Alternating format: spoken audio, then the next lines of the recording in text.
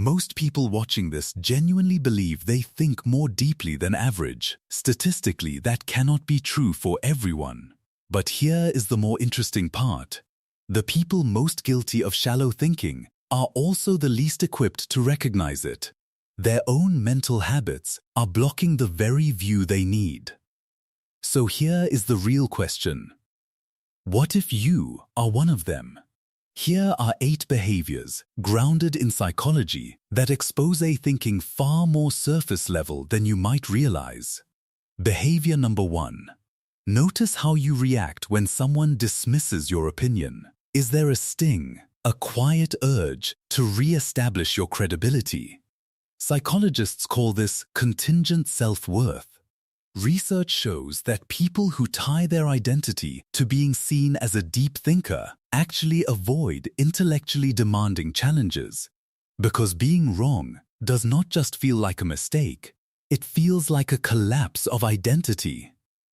Genuinely rigorous thinkers do not need external validation. They are too absorbed in the actual problem to manage how they appear while solving it. The louder someone performs depth, the more likely they are concealing something shallow underneath. When was the last time you said, "I don't know," and simply left it there? Behavior number 2. Richard Feynman, Nobel Prize-winning physicist, had a firm rule. If you cannot explain something in plain language, you have not understood it, you have memorized it. Those two things are completely different. Jargon is where surface-level understanding hides. You can sound fluent in a subject, use all the right terminology, and still have no real working model of how it actually functions. True comprehension means you can rebuild an idea from scratch using entirely different words. Try it right now with something you think you know well. No technical terms, just the raw mechanics.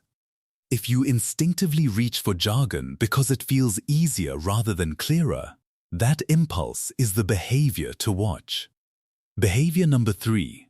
Dunning and Kruger's famous 1999 study found that people who scored in the bottom quartile on reasoning tests overestimated their performance by 30 to 40 percentage points. The highest scorers slightly underestimated themselves. The worse someone performed, the more certain they felt. The reason is almost cruel in its logic. Spotting your own errors requires the exact same skills that would have prevented them. When those skills are underdeveloped, the mistakes are genuinely invisible. Anyone can say they are sometimes wrong. The harder question is, when was the last time you were completely wrong about something you felt entirely certain about? If nothing comes to mind, that is not accuracy. That is shallow thinking doing exactly what it does. Behavior number 4. Every conversation is a data set. The other person carries experiences, frameworks, and information you do not have. When you spend conversations broadcasting rather than receiving, waiting for your turn while they are still mid-sentence, you walk away holding exactly what you walked in with. You used the interaction to perform understanding rather than build it. Research on active listening consistently shows that people who dominate conversations overestimate how much they actually absorbed. Deep thinkers ask genuine questions, ones they do not already know the answers to. Not to appear humble, but because that is how real thinking actually gets done. In the last meaningful conversation you had, how much of it did you genuinely hear? Behavior number 5. The brain craves a binary, good or bad, right or wrong, trustworthy or not. It is faster and more comfortable. The problem is reality almost never cooperates. Psychologists call this dichotomous thinking, and it is directly linked to low cognitive flexibility, the mind's ability to hold competing ideas simultaneously without rushing to a verdict. Here is a quick diagnostic. Listen to your own language when emotionally activated. Do words like always, never, everyone, and nobody come out frequently? Those are not just intensifiers. They are your brain flattening a complex situation into something it can process faster, at a direct cost to accuracy. Most of the truth lives inside complexity, and sitting comfortably with an unresolved answer is one of the sharpest things a mind can learn to do. Behavior number 6. Changing your mind should feel like progress. You just moved closer to the truth. But for most people, it feels like losing, like admitting they were foolish for believing what they believed before. So when contradicting evidence arrives, the brain does not update. It argues back instead. Psychologists call this belief perseverance, and it is the mind choosing ego over accuracy every single time.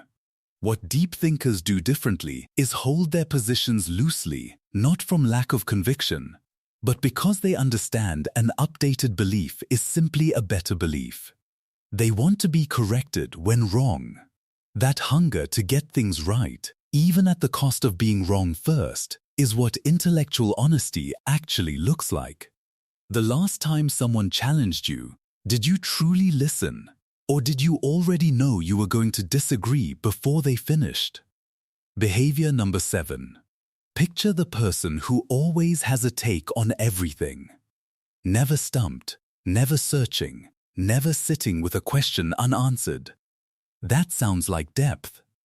In reality, it is frequently the opposite. A 2011 study in Perspectives on Psychological Science found that curiosity predicted intellectual achievement as reliably as IQ, not as a bonus, but as an equal measure. Because genuine curiosity keeps asking why. It goes one layer deeper instead of accepting the surface answer. People who have lost real curiosity usually lost it because they quietly came to believe, without ever consciously realizing it, that they already have a solid enough grasp on things. That settled feeling of knowing enough is one of the most effective growth stoppers that exists. It does not feel like a limitation. It feels exactly like confidence. Think about your own area of expertise. When was the last time something within it genuinely surprised you? Behavior number 8. When things go wrong, what is your first instinct? The system. The other person.